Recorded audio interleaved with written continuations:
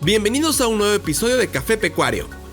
Hoy nos encontramos en el vibrante puerto de Veracruz, donde el atardecer y el clima paradisíaco nos acompañan mientras disfrutamos de un delicioso café veracruzano. Aunque el sol se oculta por el oeste, la magia de este lugar nos inspira a sumergirnos en una conversación apasionante sobre el mundo de la acuacultura. En el episodio de hoy tenemos el honor de contar con Marcelo Costero, nuestro anfitrión y director comercial de acuacultura, quien compartirá su perspectiva sobre la industria y sus retos actuales. Junto a él, Salvador Peláez, gerente técnico nacional de piscicultura de Bimifos. Ellos nos ofrecerán una visión profunda y técnica sobre la evolución y el estado actual de la producción de tilapia. Pero no están solos. Para enriquecer aún más nuestra discusión, nos acompaña la doctora Paola Barato, una experta internacional y pionera en la piscicultura en Latinoamérica, originaria de Colombia y ahora presente en México. Paola ha sido una figura clave en la industria y su experiencia nos dará una visión valiosa sobre los desafíos y avances en la producción de tilapia a nivel regional. Durante esta conversación, exploraremos el impacto de las enfermedades emergentes, las estrategias de manejo y los avances tecnológicos que están moldeando el futuro de la acuicultura. También abordaremos cómo la industria se está adaptando a los cambios ambientales y los esfuerzos para mantener la calidad y sostenibilidad en la producción. Así que prepárense para una charla rica en información, experiencias y perspectivas, mientras disfrutamos de una taza de café y discutimos el fascinante mundo de la tilapia en Latinoamérica. Quédense con nosotros para una conversación que promete ser tan cautivadora como el entorno que nos rodea. Café Pecuario, el podcast de Bimifos. ¿Qué tal? Bueno, estamos aquí en el puerto de Veracruz, muy contentos, un atardecer paradisiaco, aunque el sol se pone por el oeste, el amanecer es lo bonito aquí, pero de todos modos es sensacional el clima, el ambiente y degustando un buen café veracruzano que son sensacionales. No digo la marca porque luego no lo cobran, el comercial, pero realmente queremos de manera muy amigable, distendida, platicar de la industria de la tilapia en México, en Latinoamérica. Y para eso contamos aquí con una amiga y una gran profesional que es una de las pioneras en Latinoamérica, en Colombia principalmente su país de origen, la doctora Paola Barato, que nos acompaña en México y está con nosotros en este café. Muy buenas tardes, Marcelo. Para mí es un gusto estar aquí compartiendo con ustedes en este café. Muchas gracias por la invitación. Muy bien, pues estamos totalmente inmiscuidos. Bimifos, como una empresa de alimentos, trabaja muy fuerte en la industria de la tilapia. Y tanto Salvador, que es nuestro gerente técnico nacional en piscicultura, como yo, que estoy encargado de la parte comercial de acuacultura, pues estamos muy preocupados y ocupados por el devenir de la industria de la tilapia en México.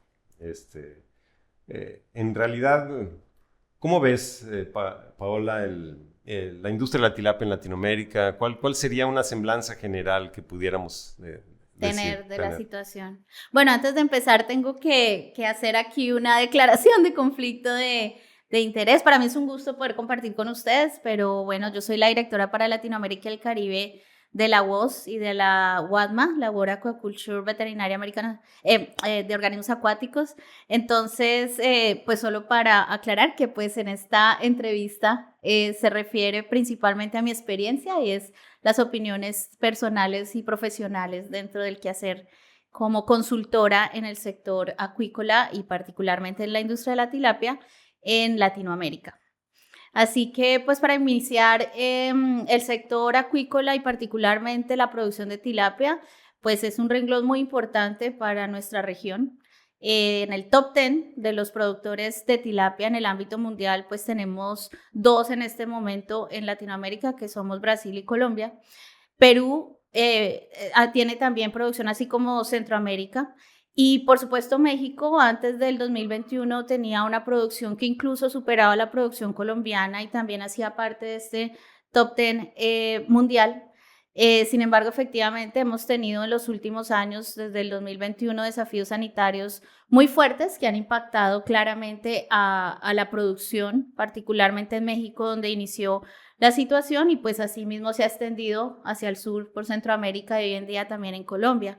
Es un sector muy importante para la economía de nuestros países. En el caso de Colombia, la región donde más se produce tilapia, la producción de tilapia es el 16% del Producto Interno Bruto. ¡Wow! Entonces, pues por impacto supuesto tan grande. Claro, tiene un impacto grandísimo en la economía de la región. En el caso de Brasil también, pues es la especie de agua dulce mayor producida. Y pues siendo que tiene una diversidad y una riqueza de agua dulce de Brasil enorme, impresionante. ajá. Y a pesar de todo, la tilapia es la líder. Wow, y México pues no se queda atrás también, no solo con el tamaño de su producción, sino además de su consumo, que como hablábamos hoy, pues están ustedes importando más de 120,000 toneladas de tilapia para consumo en México, así que efectivamente es un renglón muy importante para nuestra región. Y es que en México, doctora, fije, algo importante que recalcar con el consumo per cápita de tilapia es que el mexicano no come más tilapia porque no hay más tilapia disponible. O sea, realmente el consumo de pescado en el país, en México, y no sé si en Latinoamérica, me imagino que es algo muy similar, es que disfrutamos mucho de comer pescado. De hecho, hay estudios que revelan que el consumo de pescado incrementa la felicidad en los países. Se ha demostrado esto. Es importantísimo. Entonces, yo creo que México, si importamos toda esta cantidad de producto, tiene una capacidad súper grande, o sea, muy, muy importante, y que hoy día está limitado, ¿no? Por todo este tema de enfermedades, de retos que tenemos, crecimientos normales en todas las industrias animales, y que quizás me gustaría preguntar un poco, dentro de toda la experiencia que usted tiene, quizás, no sé si nos haga un recuento, por decir así, desde que usted empezó hasta ahora, ¿cuáles han sido las enfermedades más importantes con las que nos hemos topado y cuáles son, digamos, los retos más importantes hoy día? Sí, bueno, digamos, yo llevo en la industria más de, 18 años, y una cosa que sí me ha llamado la atención es que por lo menos en los últimos 10, más de 8 enfermedades emergentes hemos tenido en la industria, y esto tiene que ver mucho con el hecho de que es una especie acuática, ¿no? El agua es vida, y entonces la primera manifestación de cualquier cambio en un microorganismo es muy fácilmente observable en un organismo acuático. De hecho, pues son biosensores. Y pues obviamente la tilapia pues no es la excepción, y pues hemos visto la emergencia durante los últimos años del ISKNB, de TIL-B, de nuevas especies de Barciela, entre ellas la anguilarum, la piscicida, incluso la presencia de Francisella orientalis, y pues recientemente el Streptococcus agalactiae, que aunque mantiene su clasificación por serotipos de 1A, 1B3 dentro de un mismo serotipo, entonces estamos viendo nuevos genotipos que ponen a la industria pues en aprietos, sobre todo cambios muy pequeños en el genoma que modifican completamente la presentación de la enfermedad.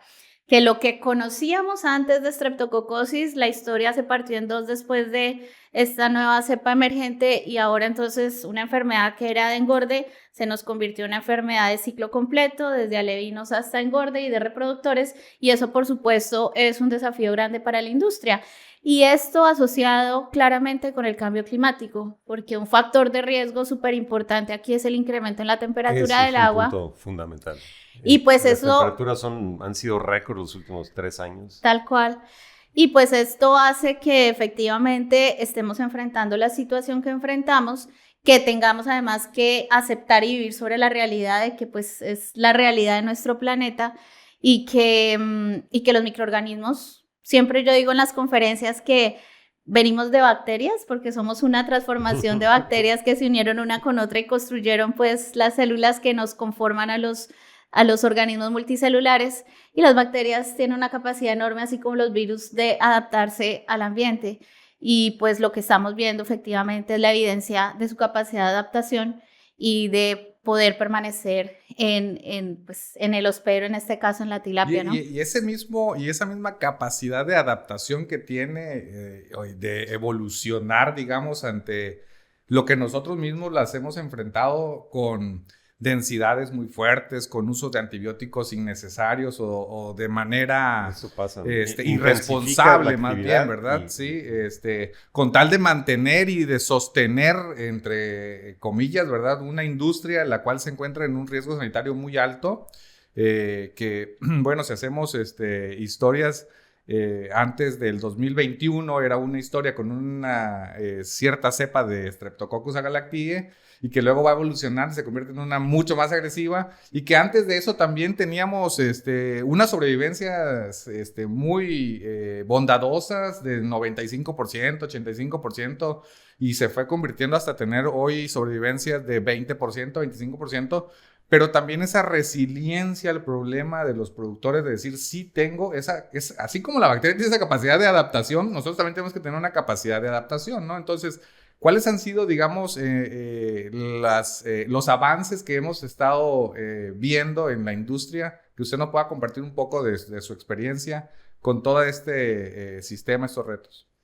Sí, esto que apuntas es importante porque los microorganismos en el ambiente van a tener implícitamente la capacidad de adaptarse, pero esa capacidad de adaptarse puede tomar un tiempo. Cuando le ponemos las condiciones favorables para que ese fenómeno se dé más rápido, para la tasa de mutación se dé más rápido, pues obviamente el tiempo se reduce. Y tal cual como tú lo apuntas, las malas prácticas de acuicultura, el uso indiscriminado de antibióticos, las altas densidades de siembra, lugares donde se beneficia las vísceras, la sangre y todo a la misma agua de la producción, por supuesto son factores de riesgo para que vaya a haber el desarrollo de los nuevos genotipos y pues tienen ahí el hospedero donde proliferar.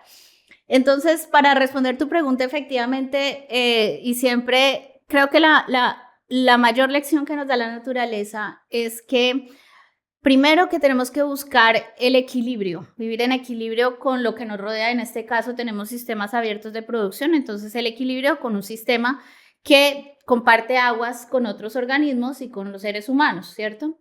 Y esto significa aprender en parte a cómo y la forma en la que los microorganismos actúan, que es comunicándose y actuando en comunidad, ¿sí?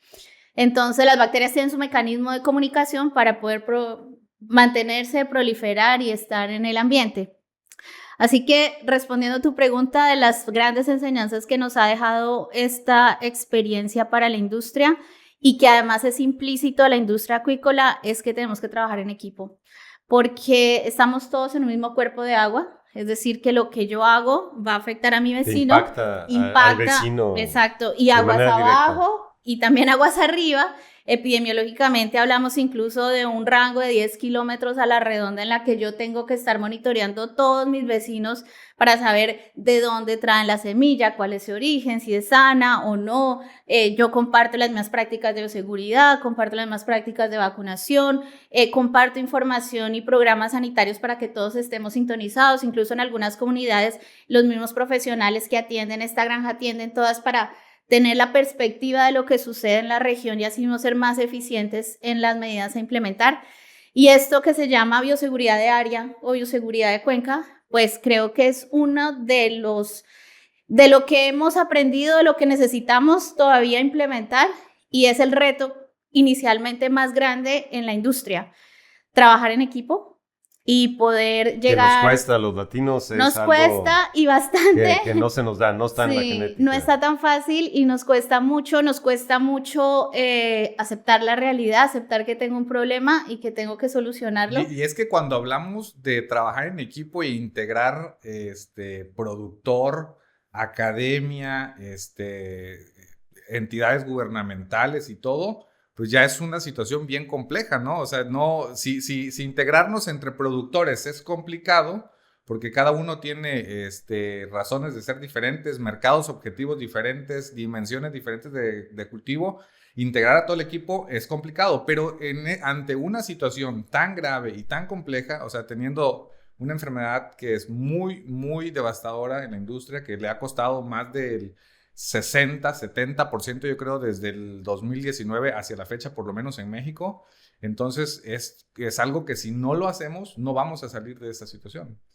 Sí, el trabajo con todos los actores es fundamental y creería yo que además un ejemplo de alguna forma para lo que significa la producción pecuaria en otros renglones, porque hacia adelante tenemos unos retos enormes pues con cambio climático, con trabajo en comunidades y demás, así que incluso la naturaleza nos está poniendo el desafío que hace que nos adaptemos a lo que viene hacia el futuro. Y pues en ese sentido la comunicación y el trabajo con todos pues es y algo muy fundamental. admirable que quizás sería bueno que nos compartiera un poco es el trabajo ejemplo, esa manera en que como Colombia ha trabajado y se ha integrado desde la situación que sufrió con TILF hasta ahora que tiene una situación nueva también con Streptococcus agalactiae 1A 2021. Sí. ¿Nos puede platicar un poco cómo surge toda esta integración de productores, comunidad, gobierno? Es algo que nosotros necesitamos. En un país que hace relativamente poco producía menos que México y de repente logró conjuntar todos los factores, como tú dices, para producirlo, ¿no? Sí, yo pienso que aquí el objetivo logra estar por encima y a la altura de todo lo que quieren los productores. Efectivamente, ese es un ejemplo para el mundo, parte de lo que hemos logrado en Colombia, particularmente en la región del Huila, donde estamos los principales productores y exportadores de tilapia del país. Y es que independientemente de que seamos granjas por aparte, sabemos que nuestro objetivo común es vender tilapia colombiana de muy alto valor, de alta inocuidad, con muy buena calidad, y ese objetivo logra que a pesar de las diferencias tomemos decisiones en conjunto, logremos trabajar y llegar a nuestros objetivos. Hay muchos aspectos que han llevado a que esto sea así, y aquí hay que darle reconocimiento, por supuesto, a los empresarios colombianos que se han puesto la meta de ser líderes y de tener sistemas de producción con los estándares de calidad más exigentes en el ámbito mundial. Los sistemas de calidad ha sido otra de las razones por las cuales la industria ha tenido ese nivel, y en este caso la implementación de BAP, sobre todo desde la perspectiva grupal, que esto es bien interesante porque en Colombia tenemos una certificación en la que 14 granjas hacen parte de la certificación, pero al azar cada año se auditan 4. Y de estas 4 depende la certificación de todas, así que el nivel de todos compromiso... Todos tienen que estar comprometidos, claro. Exacto, el nivel de compromiso es alto sobre lo que significa el mantener la ruta comercial de exportación para todos. Y esto de entrada es un ejercicio que tiene un objetivo al final económico, que es que podamos vender al mejor precio nuestra tilapia y que termina jalonando pues decisiones cooperativas para que mejore y pues para que la producción se pueda hacer en conjunto. No quiere decir que sea perfecto, porque no es perfecto, claro. Por supuesto hay situaciones, no todos lo hacen igual, claro. Pero sí, y sobre todo en las crisis, logramos ponernos de acuerdo y todos jalar para el mismo lado, porque sabemos que el objetivo es superior a nosotros. El objetivo es producir tilapia de calidad. El objetivo es que hay una industria y una cantidad de personas y de familias y un sector económico que depende de toda esta industria, y es casi una responsabilidad para todos los que estamos en el sector, que esto pues obviamente sea el bienestar para todos los que están vinculados. Generalmente pasa, y en México pasa mucho, que esta actividad se desarrolla en zonas donde el trabajo escasea mucho, zonas aisladas, retiradas en las presas, donde no hay otra actividad realmente productiva que la acuicultura. Entonces, de ahí es la importancia tan grande que tiene esta actividad. Me acuerdo hace un par de años, un poco más, que fui a Colombia, los platicaba hace rato, en una de las presas, Betania, producía lo mismo que todo México actualmente, una presa, y esta presa es más chica que alguna de las 3 presas que tenemos en Chiapas, por ejemplo, y tenemos decenas de presas en el país, ¿no? O sea, el potencial en México es enorme, ¿no? Hay otro factor que también yo considero que es ejemplo de la producción de tilapia para el mundo, que a raíz de la situación que hemos tenido con la emergente, hemos tenido que tomar decisión de usar antibióticos, sobre todo en el producto de exportación, pero tanto México como Honduras, como Costa Rica, como Colombia, duramos más de 10, 12 años sin usar un solo antibiótico en el engorde de tilapia. Es decir, nuestro producto era 100% inocuo, ¿sí? Y esto es lo que le daba la garantía y la calidad y el precio que se paga también en el mercado pues más exigente, el norteamericano o el europeo, a los productos que salen de nuestros países, ¿sí? Entonces, esto también, y me parece importante reiterarlo, porque pocos sectores de producción pecuaria en el mundo pueden decir que producen sin antibiótico, cero antibiótico, y creo que esto es un ejemplo de un sector en Latinoamérica y que lo puede hacer y que es un compromiso de las empresas grandes de exportación. Y a raíz de la situación que hemos tenido que utilizarlo, porque es lo que es la forma en la que profesionalmente, digamos, y desde el punto de vista del manejo de enfermedades emergentes en los dictámenes que tiene la Organización Mundial de la Salud Animal, pues se usa el antibiótico cuando tengo una enfermedad emergente y que fue necesario usarlo. Esto también es importante, que estamos trabajando para que nuestra industria regrese a lo que teníamos, que era hacer producción sin antibiótico, y que afortunadamente hoy en día tenemos ya, desde el 2021 en México, 22 en Honduras, Costa Rica y ya 2023 Colombia, la presencia de la enfermedad. Hoy en día ya tenemos ejemplos de cómo podemos volver a producir sin necesidad, y seguimos trabajando muy fuerte en investigación, en desarrollo, en nuevas estrategias biotecnológicas para poder tener que evitar o no hacer uso del antibiótico. Esto es clave. Es que esa es una parte tan bonita para platicar, tan extensa, creo que no nos daría 5 cafés. No nos darían varios cafés pecuarios. Esto tendría que ser como muchas sesiones, donde tendríamos que poner varios escalones para ir explicando paso a paso lo que se tiene que hacer. Pero lo platicábamos ayer y en la mañana. Hay varias rutas y varias vertientes de conocimiento, digamos, en las industrias que nos preceden, que son las del salmón y algunas otras industrias que muchas veces tomamos como ejemplo. Y están las rutas de las personas profesionales que toman por el reto de bajar densidades, hacer inocuidad, bioseguridad, y van escalonando en una ruta sustentable, que obviamente es bien complicada porque lleva una ruta de desarrollo, de investigación y de conocimiento que no se consigue a la primera, ¿verdad? Y hay otra ruta de resistencia, o sea, de no dejar de producir grandes cantidades, densidades y todo, claro, en una base también de experimentación, porque no sé cómo otra manera de llamarlo, de estar suministrando antibióticos y de no bajar las densidades y no de reducirlas, pero que se contraponen contra la sustentabilidad. Entonces, eso me parece para mí bastante importante. Que digamos, si podemos enumerar del 1 al 3 o del 1 al 10, no sé cuántas cosas se pueden hacer.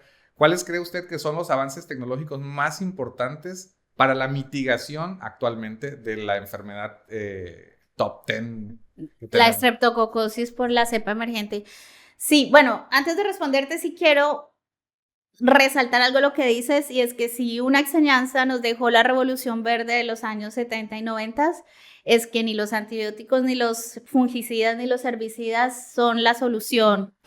Y eso incluso es una enseñanza de vida sobre lo que significa estar en este planeta, y es que no somos el todopoderoso que llega a erradicar o eliminar lo que hay, sino que hacemos parte de un ecosistema. La misma naturaleza nos lo está enseñando a que tenemos que ser sustentables. Eso, y es que estamos en la ecología, entonces tenemos que buscar el equilibrio.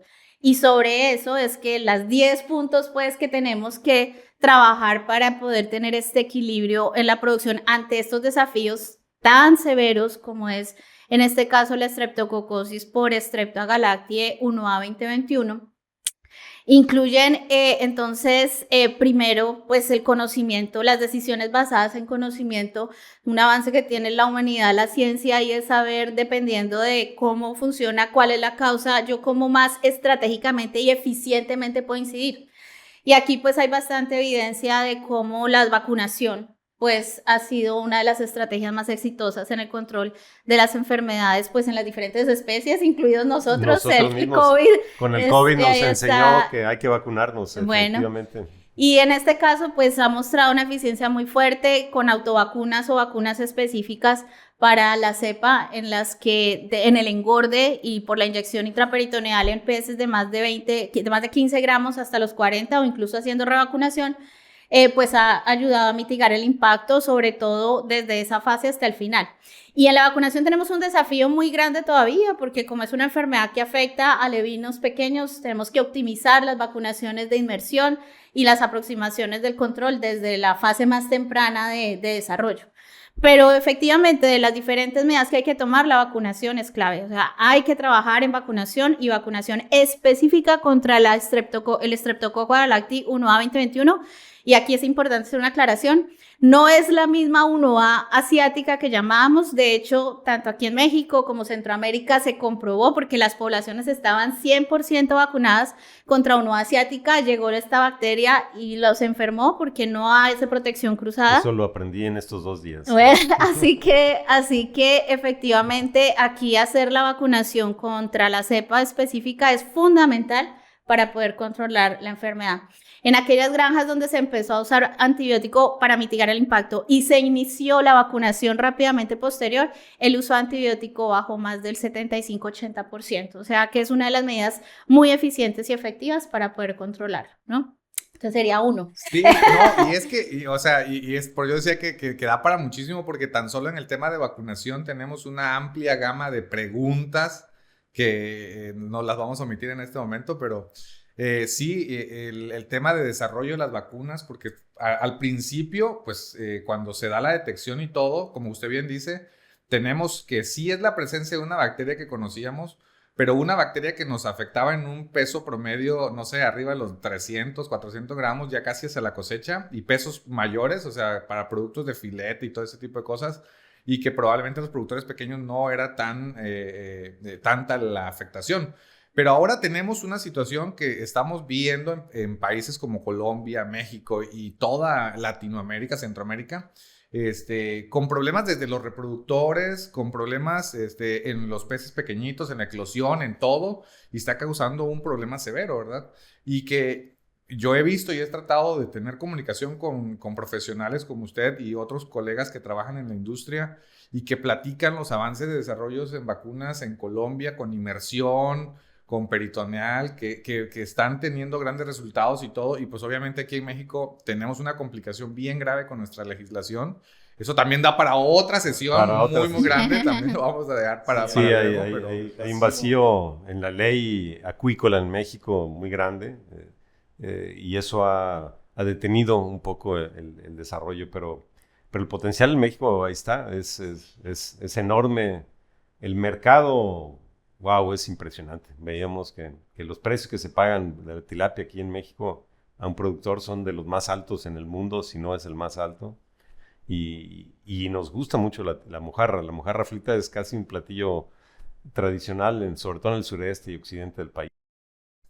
Y es que, perdón, el tema de vacunación, le digo, para mucho, pero solo quiero dejar un punto bien importante. Antes, cuando estábamos iniciando con el tema de vacunación en México, por lo menos hace apenas, no sé, 5 años, por ahí así, pero que era la cepa anterior todavía, preguntábamos, oye, ¿y se puede vacunar reproductores o necesito vacunar reproductores? Y decíamos, no, porque no hay transmisión y no sirve de nada cuidarlos y en la etapa temprana no hay ningún caso, así que no vale la pena.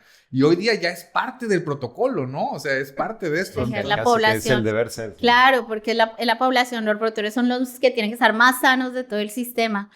Y ahí yo apuntaría algo importante en relación con el nivel en el que deben estar todos, los que debemos estar todos alrededor de esta industria. Yo también cuando hablo con los productores, los colegas y demás, digo, como dice el hombre araña, cuando uno tiene un don, tiene una gran responsabilidad. A un gran don hay una gran responsabilidad. Bueno, Nuestro gran don en Latinoamérica es que somos líderes mundiales en producción de tilapia y como somos líderes mundiales en producción de tilapia, tenemos la responsabilidad de estar a la altura de ese liderazgo, ¿sí? Y a la altura de ese liderazgo significa que todos los servicios, productos y demás que hay alrededor de la industria tiene que estar en ese nivel. ¿Y ese nivel qué significa? Particularmente en esta situación, el tener seguridad farmacéutica, es decir, que yo pueda localmente tener la capacidad de producir una vacuna rápidamente para mitigar el impacto de una situación es fundamental. Y más ante los desafíos que hoy en día tenemos. O sea, una capacidad de respuesta rápida de cada uno de los países es fundamental. Y para eso entonces tenemos que fortalecer las instituciones gubernamentales sobre conocimiento, capacidad, infraestructura, desarrollo y demás, que permita rápidamente actuar y pues responder al desafío, ¿no? Y asimismo, la industria farmacéutica que rápidamente pueda actuar, ayudar y también tener acceso a los diferentes mercados con el apoyo y con la venia de gobierno para que eso se pueda resolver. Y asimismo, industria que apoya como ustedes, que es la industria de nutrición, que pueda estar atenta a los desafíos y entonces si tenemos que evaluar sustancias, suplementos que ayudan a inmunomodular, bueno, evaluemos, suplementar. Nutracéuticos, claro, fitobióticos, todo esto tenemos que hacerlo. Y profesionales que estemos a la altura, la mejor formación, la más alta para poder asesorar adecuadamente a los empresarios. Y empresarios que también estén dispuestos a tener una industria sostenible y mantenerla en el nivel que la tienen y seguir produciendo sin antibióticos inocuamente para que el precio y la calidad y el consumo final a quien le llega eso a la mesa se le garantice que va a tener un producto sano y que va a poder consumirlo. Entonces aquí el gran don que tenemos es ser líderes y nuestra gran responsabilidad es estar a la altura de ese liderazgo. Entonces todos tenemos que seguir trabajando para que lo logremos, ¿no? Para que estemos ahí. No, totalmente. Y esta actividad acuícola que pues representa una posibilidad de tener un alimento de primerísima calidad y fuentes de trabajo en zonas, como decíamos, ya desprotegidas. Entonces, como que es el ganar-ganar.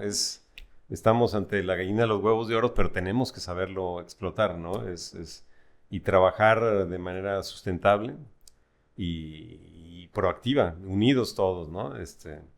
En fin, es fundamental, ¿no? Sí. Entonces, para continuar con tu pregunta, listo, primero vacunar y vacunar, por favor, con la cepa específica, ¿no? Tendría que ser y pues no quiere decir que sea el único problema, ¿no? Tenemos muchos más, hacer un diagnóstico preciso y sobre esto establecer las estrategias, pero en este momento vacunación es la más efectiva. La siguiente, bajar densidad de siembra. Tenemos que bajar densidades de siembra porque así como en el COVID que nos decían distanciamiento social, exactamente, o sea, si yo estoy más cerquita va a ser más fácil que nos infectemos, si estamos más lejitos va a ser más difícil. Bajar la densidad de siembra va a asegurar que va a tener menor mortalidad y también al final me va a representar también mejor ganancia porque va a tener menor mortalidad, ¿sí? Y eso acompañado a una recolección permanente de la mortalidad. A veces a los productores les digo, ¿usted recoge la mortalidad? Sí. ¿Permanentemente? Sí. ¿Cada cuánto? ¿Cada 3 días? No, tiene que hacerlo 4 veces al día. No puede haber animales muertos o enfermos en el mismo sistema de producción porque todos sabemos, las tilapias son caníbales, se consumen unas a otras, entonces ahí va a mantenerse la ruta de contagio. La transmisión en el agua es rapidísima. Claro, y ahí se va a mantener. Entonces tengo que recoger la mortalidad las veces que sea necesaria en el día para poder hacerlo. Entonces, en vez de gastarme la platica en antibióticos, invierta en pagarle a un individuo que todos los días esté recogiendo permanentemente y eso corta el ciclo de transmisión. De hecho, una de las primeras prácticas, digamos, que aprendimos en esta industria, cuando recién teníamos brotes muy fuertes y esto empezaba a ser complicado, me acuerdo que eran, ya práctica basada en bioseguridad, era estar recolectando mortalidad constantemente, ¿verdad? Y muy puntualmente, por ejemplo, en los cuerpos de aguas que son claros, como los de Chiapas, Malpaso, Angostura, Peñitas, todos estos, que permiten meterse dentro de las jaulas, recolectar del fondo, recolectar de la parte superficial, se vuelven un protocolo bien importante y que ayuda a la mitigación, el hacer incluso doble o triple recolección de mortalidad durante el día, de tal manera que no permitas que el pez se descomponga dentro de la jaula y que eso contamine y prolifere para toda la demás población. Sí, entonces eso, reducir las densidades de siembra y recoger la mortalidad permanentemente es otra medida supremamente efectiva para poder ir mitigando y bajando el impacto de la enfermedad.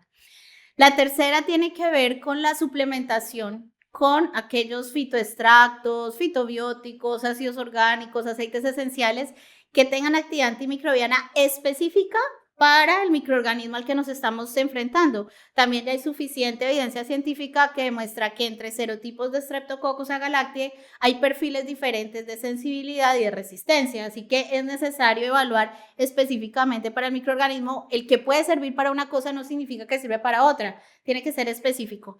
Y esta suplementación, en la experiencia que tenemos ya pues de tantos años lidiando la situación en los diferentes países, hoy en día sabemos que si esta suplementación no se hace todo el ciclo, difícilmente vamos a tener un efecto realmente evidente en el sistema, y que requiere, pues incluso desde muy temprano en el sistema de producción, ya que se infectan desde menos de 0,5 gramos hasta el final, y con mayor relevancia los reproductores, mantener esta suplementación para que sea efectiva en el tiempo.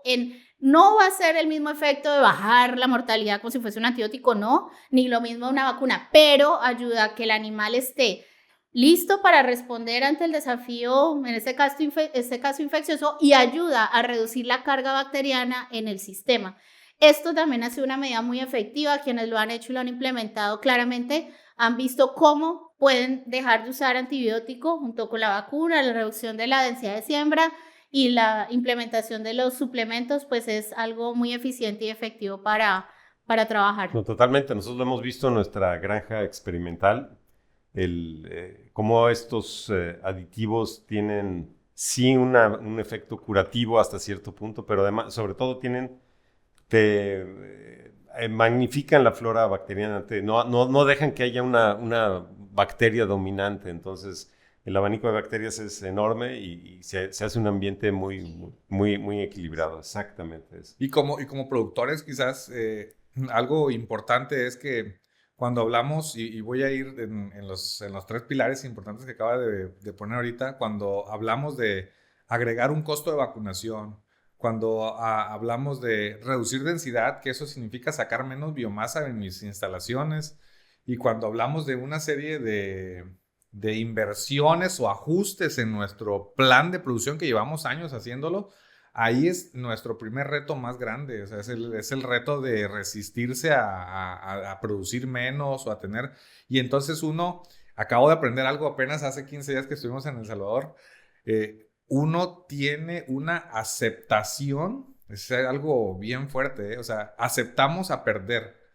Y en lugar de que busquemos esa manera de cómo reducir las pérdidas, aceptamos la pérdida y decimos, yo ya sé que se me va a morir el 75% y estoy aceptando la pérdida y estoy rechazando todas estas innovaciones y todas estas inversiones que claramente son... Porque te implican un cambio. Sí, implican un cambio de tecnología. Y algo bien importante también en la industria es dejar que nuevos actores entren en nuestro nicho de equipo, porque claramente uno no tiene todos los conocimientos como productor, como técnico, ¿no? Dices, bueno, yo sé cuánta densidad puedo meterle y tan solo en las densidades...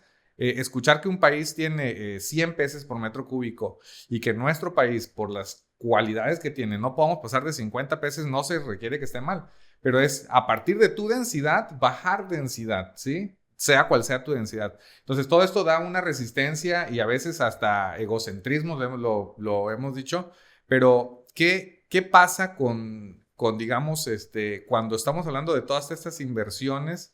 ¿Cómo la vemos reflejada? O sea, ¿cómo nos hacemos resilientes así a invertirlo? O sea, ¿cuánto lleva un proceso? ¿Cómo logramos sensibilizarnos con esto? ¿Cuál ha sido su experiencia? ¿Cómo, digamos, transmitir de manera correcta, decirle a alguien, vas a producir menos, pero tienes que hacer todo esto además? Uh-huh. Sí, pues bueno, Einstein decía, ¿no? Si quieres un resultado diferente, no puedes seguir haciendo lo mismo, hay que cambiarlo, sí.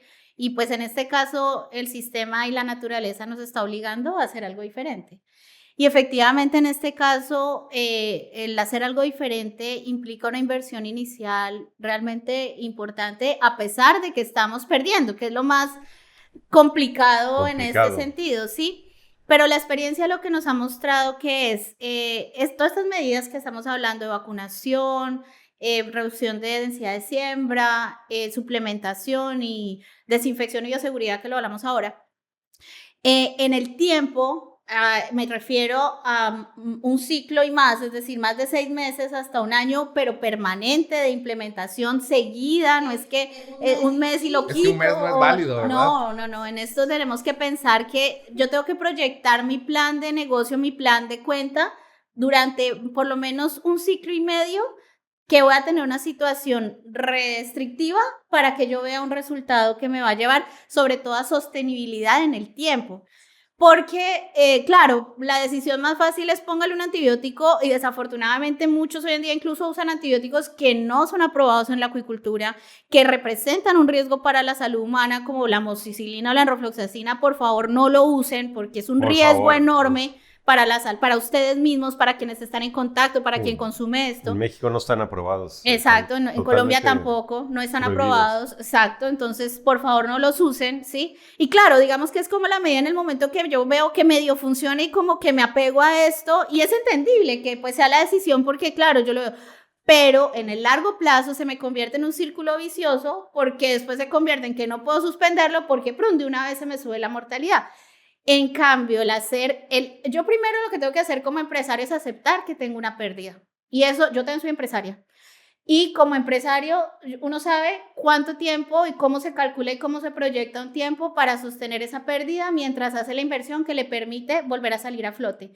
Y eso es lo primero que uno tiene que aceptar, la realidad sobre lo que está pasando. Esto no es una enfermedad que se resuelve en corto tiempo, no hay una bala de plata, como siempre lo han dicho, que lo resuelva. Entonces yo tengo que aceptar que va a tener un tiempo con pérdida, pero que proyectándome, haciendo las cosas adecuadamente, en el transcurso de ciclo y medio, un año, voy a ver el resultado de la buena implementación de lo que estoy haciendo, que me va a hacer sostenible, porque entonces ya después no necesito el antibiótico, ya la vacunación me va a ser efectiva, ya la suplementación, la bioseguridad, la baja densidad de siembra, y voy adaptando también mi sistema. Claro, no es la misma situación para todos, porque hay que ser realistas. Hay lugares donde la situación climática es tan adversa y tan extrema como en el norte de Colombia, que tuvimos un sistema de producción en el que durante 2 semanas tuvimos 36 grados centígrados en el agua, en la superficie, en el fondo estaba 32, que ahí sí no vale nada, ni vacuna ni nada, porque la naturaleza lo sobrepasa a uno. Sale cocinado ya. Pero incluso ante esa situación tenemos alternativas, porque tengo un sistema de acuicultura, puedo tomar la decisión, así sea temporal, de cambiar de especie. Una especie que sea resistente a la enfermedad, como el pacú o la cachama, el Piaractus, que no le da streptococosis, entonces puedo yo sembrarla y entre tanto voy sacando a flote mi sistema. Como la agricultura que rotas los cultivos. Lo dejo descansar, voy adaptando a lo que yo necesite y luego entonces puedo probablemente después retomar. Todo esto, que es importante tenerlo muy presente y basado en conocimiento, especies susceptibles o resistentes a cada enfermedad, pues es fundamental para yo tomar las decisiones en campo, ¿sí? Pero esto es algo clave.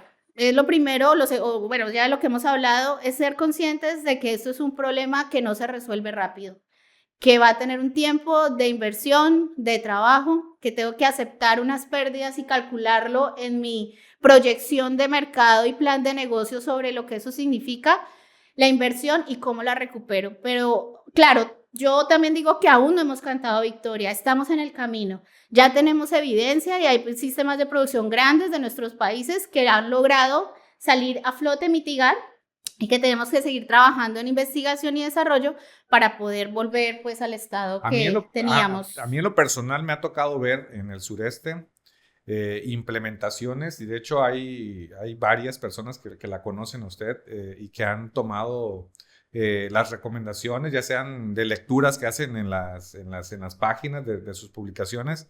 Y me ha tocado ver compañeros que comentan, ¿sabes qué? Tuve que reducir mi densidad drásticamente. O sea, y drásticamente se refieren de bajar de 30 peces por metro a bajar a 10 peces por metro. O sea, es una reducción bien significativa. Pero ¿qué crees? Me he topado con sobrevivencias que han sido del 50, del 60 y están... Y tal vez mayores crecimientos y sales más rápido. Y que todavía, digamos, se les puede complementar, porque eso es solo una de los pilares que usted ha hecho. O sea, están con densidad y han trabajado en base a densidad y han visto un buen resultado.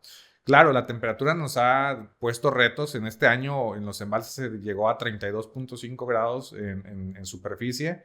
y eso pues es bastante caloroso ya para nosotros, pero también me ha tocado ver industrias importantes donde sí se implementan la mayoría de estos factores, y yo se lo comentaba, me parece, en semanas pasadas, qué increíble es ver una industria que está aplicando vacunación, que está aplicando densidad, que está aplicando fitobióticos, que está aplicando una serie más que ahorita vamos a seguir profundizando, y no están utilizando antibióticos. Es decir, cuando tú ves una industria tan grande con esos pilares y que está saliendo adelante, realmente te emociona como productor y dices, bueno, entonces, ¿cómo hago para poder ir transmitiendo? Porque eso es un trabajo de equipo, usted lo dijo hace rato. El hecho de que lo haga una sola industria, una sola persona, pues sigue teniendo reto importante hasta que el resto también seamos, aceptemos que todo esto ya es parte del protocolo de buenas prácticas de producción. Claro, y entonces esto me sirve de introducción al cuarto elemento que tiene mucho que ver con algo que a veces nos es difícil adaptar, es la disciplina de hacer la desinfección, el arreglo, el manejo diario de los sistemas para que sea eficiente relacionado con la bioseguridad. Porque entonces ese cuarto elemento ha mostrado muy buenos resultados en los sistemas de producción en jaulón en Colombia, y sé que también aquí en Malpaso, por ejemplo, hacer recambios de mallas de los jaulones cada 15 días que permita una desinfección profunda, el retiro de fondo de la mortalidad y demás, ha sido muy eficiente para poder controlar las mortalidades y reducir el factor de riesgo que es el contacto con el animal enfermo o muerto, pues si la bacteria ahí. Ser muy estrictos en quién ingresa a mi sistema, la desinfección, ser muy estrictos, y aquí viene un factor importante de que yo ingreso a mi sistema solo animales sanos. Entonces monitoreo de dónde vienen, cómo está su estatus sanitario, y mis vecinos también cómo lo hacen. Porque las granjas que más eficientemente han podido controlar esta situación son aquellas en las que las prácticas de bioseguridad asociadas a desinfección con desinfectantes eficientes, que ya hay evidencia científica que demuestra sales de fosfato, hipoclorito de sodio, amonios cuaternarios, que son los más eficientes, los que definitivamente no, el formol, el ácido peracético, el peróxido de hidrógeno no son muy eficientes, o sea, requieren mucho tiempo de exposición para que sean eficientes para controlar estos microorganismos. Entonces, si se usa el que se debe usar, que no solo yo, sino mis vecinos también a la redonda lo usan, si hago el cambio de mallas en el caso de los jaulones, si hago el mantenimiento de mis instalaciones con este tipo de productos, si con los vecinos nos comunicamos y sabemos de dónde vienen los animales que estamos ingresando y nos aseguramos que estén sanos, eso ayuda a controlar la situación. De hecho, pues que he tenido tanto el privilegio como el desafío de trabajar con la industria desde el 2021 con todo este desafío de México hacia el sur, haciéndole el seguimiento a la situación en los países, la historia se repite. ¿Cómo ingresó el problema acá? Es que el vecino trajo unos peces y no sabíamos de dónde eran, y pues preciso ahí entró y llegó el problema y pues puso en colapso a todo el país, ¿sí? Entonces, este trabajo, esa responsabilidad, que claro, si tuviéramos una medida, digamos, regulatoria eficiente sería bueno, pero más allá de eso, el compromiso y la responsabilidad que cada uno, de cada claro, uno. la responsabilidad que cada uno de nosotros tenemos con la industria y con tantas personas que dependen de esto, pues debe ser la motivación más que suficiente para que no movilicemos animales que aparentemente se ven sanos. Y esa es otra cosa que siempre digo, como el COVID, ¿no? Caras vemos, COVID no sabemos, lo mismo pasa con la tilapia. Tilapia vemos, Streptococcus no sabemos, tilbe no sabemos y SKNB no sabemos. Tenemos que hacer análisis para poder asegurarnos que estoy transportando animales sanos. Como cuando el COVID, ¿no? Nos tocaba hacernos la prueba molesta, pero teníamos que hacerla para evitar el contagio al entrar o al salir de un lugar o una nueva comunidad, lo mismo. Entonces, estas medidas de bioseguridad, implementarlas no solo en mi granja, sino con los vecinos, es el cuarto factor fundamental para poder ir controlando el problema. Es un trabajo de comunidad, de comunicación y de disciplina. Y más que en México, la gran producción es en cuerpos de agua donde están todos compartidos, en jaulas, en las presas, donde pues el vecino tiene que hacer lo mismo que yo, si no, no solucionamos nada, ¿no? Y bueno, pues ese es el tema importante a tratar, ¿no? Sí. Un quinto elemento sería, y es fundamental en este momento, y es que tenemos que reindustrializarnos. la industria de la tilapia va a cambiar después, pues como todas las enfermedades generan un desafío y hacen que haya que tomar decisiones de fondo en el cambio. Y la realidad la tenemos más que visible al frente, y es que el cambio climático está haciendo que la temperatura del agua cada vez sea más alta, y esto significa que tenemos que producir o tener especies o líneas genéticas que produzcan y que crezcan bien a estas temperaturas altas y que sean resistentes a los problemas. Entonces aquí el trabajo en mejoramiento genético es muy importante, en que tengamos líneas muy eficientes, resistentes a aquellas enfermedades, sobre todo donde hay la evidencia científica de que se puede heredar muy eficientemente la resistencia, como es el caso de tilbe en tilapia, y que se puedan ir seleccionando a eficiencia de crecimiento a altas temperaturas. Entonces, el trabajo de mejoramiento genético en resistencia a enfermedad y crecimiento en altas temperaturas es algo que también hacia adelante vamos a tener que seguir trabajando. Y es que esta es una rama de las que estamos hablando que la verdad también es bastante interesante, porque se ha visto pues con diferentes especies donde el papel genético juega es protagonista a veces de que en los camarones una de las líneas, ¿no? Fue la que mostró mejor resistencia a algunas enfermedades y se dieron cuenta y todo el mundo migró para allá y se creció la industria. Creció la industria así, casi de manera milagrosa. Sí. Y fue a través de un hallazgo de este tipo, ¿no? Entonces, yo creo que hoy día en el tema de tilapia, pues hay bastante conocimiento, ya hay muchas empresas que se dedican a esto, son especialistas, digamos, hay mucha información, mucha tecnología, y la parte también de llevar los animales en un crecimiento más rápido, que es una de las líneas que se desarrolla, y la otra es, bueno, ya no quiero crecimientos más rápidos, sino quiero que mi mejoramiento genético sea a través de, bueno, yo me acuerdo hace unos años hablábamos de la adaptabilidad. Un pez que tenga adaptabilidad al medio donde yo estoy, porque, por ejemplo, si hablamos de México, decimos pues que es agalactíes, que son ineaes, que son franciselas, que son edwarcielas, que son ISKNB, que hasta hace poco estábamos con eso, ¿no? De decir, sí lo tenemos o no, tenemos lotería. Bueno, y precisamente es desarrollar líneas genéticas que sean capaces de resistir a todas estas enfermedades. Y sabemos que tampoco son súper poderosas, o sea, tenemos que apoyarlas con todos los demás elementos que ya mencionó, pero que también necesitamos, sí, que sean líneas, o sea, que nos ayuden a la mitigación nuevamente de los usos de antibióticos. O sea, si ya naturalmente el pez tiene una resistencia a la bacteria o al virus, pues es parte del ecosistema de acuacultura que necesitamos actualmente. Sí, y ahí apuntaría adicional que en muchos de nuestros países tenemos líneas criollas no nativas, pero sí locales, rústicas, muy bien adaptadas a la condición de producción del lugar. Empezar por hacer análisis locales de consanguinidad para que yo tenga criterios en los que mejor cruzo una u otra familia, y también localmente empezar a caracterizar qué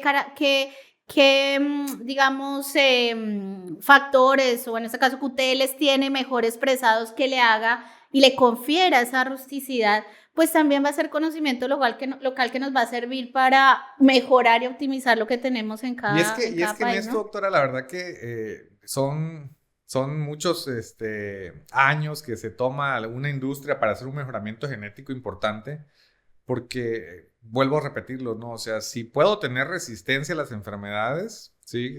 Yo conozco muchos amigos que tienen líneas criollas que las han cultivado por 7, 8 años en el mismo sitio y que aparentan tener una adaptabilidad a las enfermedades, o que la patogenicidad es menos fuerte, pero que sí, obviamente, el tiempo de cultivo es demasiado largo también. Entonces, sí, digo, no es tan sencillo como uno quisiera decir, bueno, pues pongo mis peces y les voy dando tiempo y le creo una resistencia, sí, porque luego tenemos genetistas especialistas, ¿verdad? Sí, a lo mejor tomar una de esas líneas y empezar a seleccionar por crecimiento, ya con las líneas criollas, claro, ¿no? Y pues hoy en día en nuestros países tenemos infraestructura como para poder hacer una caracterización de microsatélites de consanguinidad.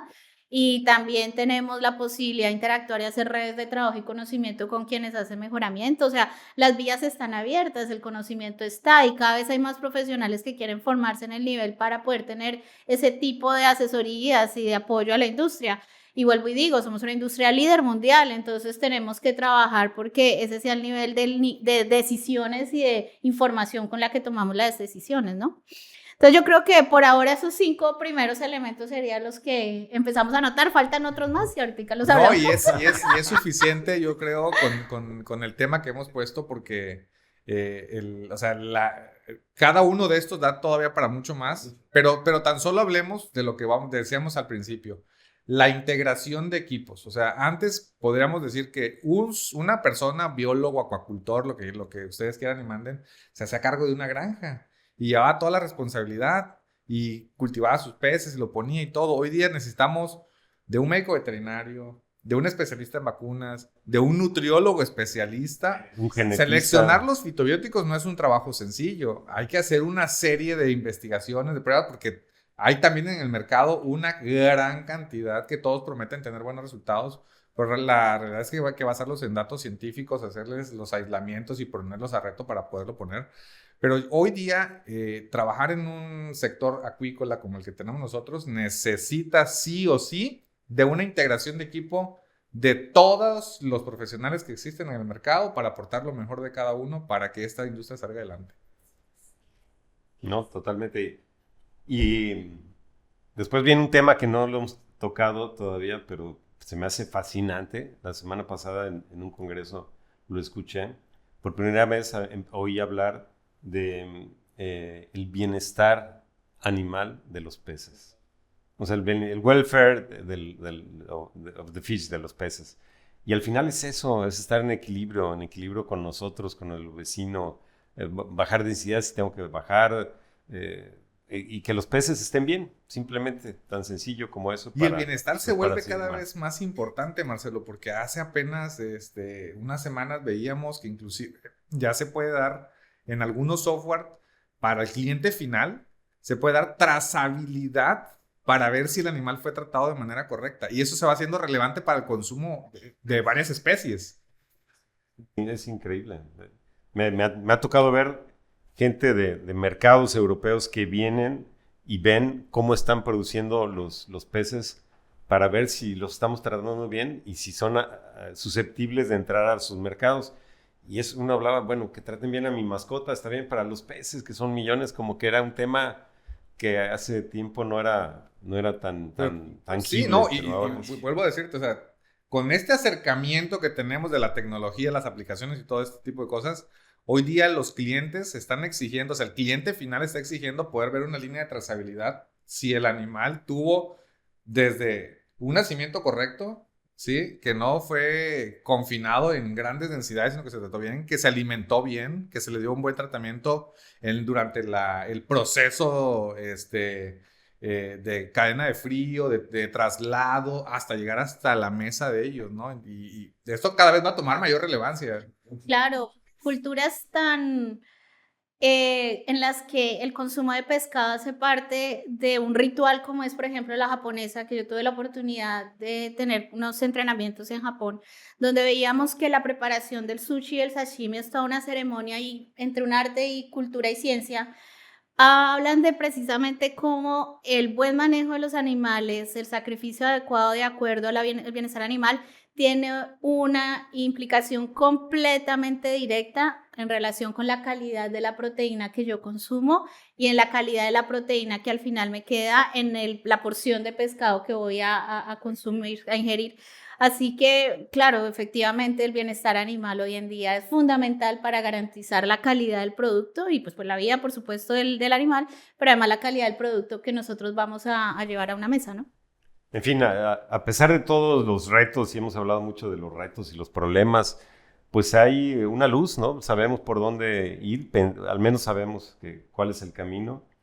Hay un mercado impresionante, o sea, México, además estamos muy cerca de un mercado enorme que es Estados Unidos, nos queda relativamente cerca, hay empresas que están exportando, entonces tenemos un producto que puede ser exportable y puede ser consumido localmente.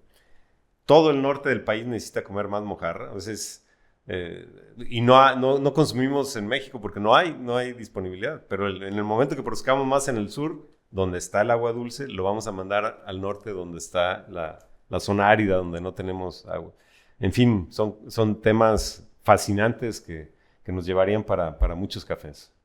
Sí. No, y tan solo en el tema de estudio de mercados, para poner lo que tú estás diciendo, el vacío que hemos estado dejando como productores de tilapia lo están ocupando otras especies. Otros peces, pues, que están, porque al final...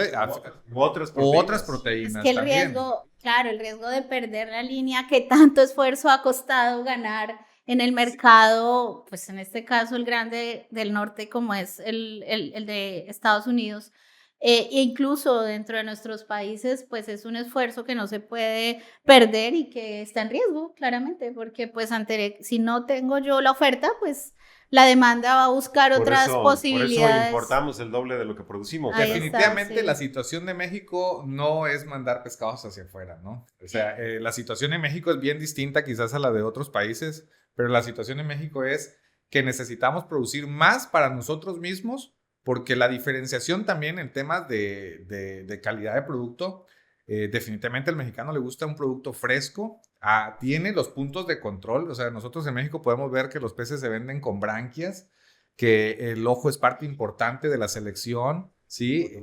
La coloración, la conformación del pez y etcétera, ¿no? Todas estas cualidades que ya como buenos mexicanos sabemos identificarlas, ha hecho que el mercado mexicano pues tenga cierto, digamos, diferenciación de calidad con los productos y que también ha evolucionado, porque no era algo que teníamos, o sea, comíamos lo que había disponible nuevamente, ¿verdad?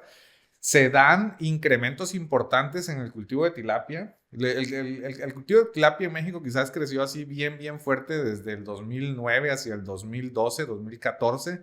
Da saltos importantes, muy grandes. O sea, habían producciones muy bajas y se fueron a producciones a 50,000, 40,000, 60,000, 76,000 y se incrementó de manera bien fuerte. Y todos estos retos sanitarios estamos hablando es parte también de eso, ¿no?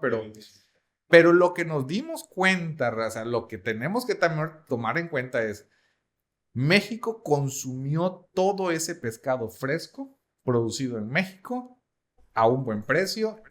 Y además importamos. Y además seguimos importando, ¿sí? Entonces, tenemos una gran ventaja, hay que aprovecharla, pero definitivamente tenemos que adaptar todo nuestro sistema de cultivo a todos estos retos que tenemos. En fin, pues, doctora, la verdad ha sido un gusto tenerte aquí con nosotros. Es un placer tener esta charla entre amigos, entre colegas. Tenemos la misma pasión por el cultivo de tilapia, la acuicultura en general. Pensamos que es una alternativa muy buena para generar empleo, generar negocio y alimentos, sobre todo en zonas desfavorecidas de nuestros países latinoamericanos. Y bueno, pues vamos a seguir en esta lucha constante para resolver los retos tan grandes que nos pone la naturaleza y aprovechar el potencial tan enorme que tenemos en México, en Latinoamérica, en nuestros países. Así es, y el compromiso fuerte desde el punto de vista profesional de aportar información de calidad y con un componente científico y técnico y ético muy fuerte, ético y científico, que permita que realmente sea una industria sostenible y pues inocua para el consumidor final. Y bueno, como tú dices, que le aporte a la economía de nuestros países y al desarrollo de tantas familias que dependen pues de esta industria. Así que es un gusto, muchas gracias por la invitación. Gracias por tu tiempo y por compartir todos sus conocimientos. Grandes enseñanzas. Muchas gracias. Y así llegamos al final de otro episodio enriquecedor de Café Pecuario. Juntos hemos navegado por las complejidades y desafíos de la industria de la tilapia en México y Latinoamérica. Agradecemos profundamente a la doctora Paola Barato, nuestra invitada especial, quien nos ha compartido su vasta experiencia sobre los retos sanitarios y las innovaciones en el manejo de la tilapia, brindándonos una visión profunda y actualizada del panorama regional, desde el impacto del cambio climático hasta las estrategias de bioseguridad y los avances en la producción sin antibióticos. Este episodio ha sido una ventana a la realidad y la esperanza de una industria vital para nuestra región. Agradecemos sinceramente a nuestros invitados, y a todos ustedes por acompañarnos. Recuerden suscribirse al podcast para estar al tanto de futuros episodios y seguirnos en nuestras redes sociales para más contenido. Nos vemos en el próximo Café Pecuario. Hasta la próxima. Café Pecuario, el podcast de Mimifos.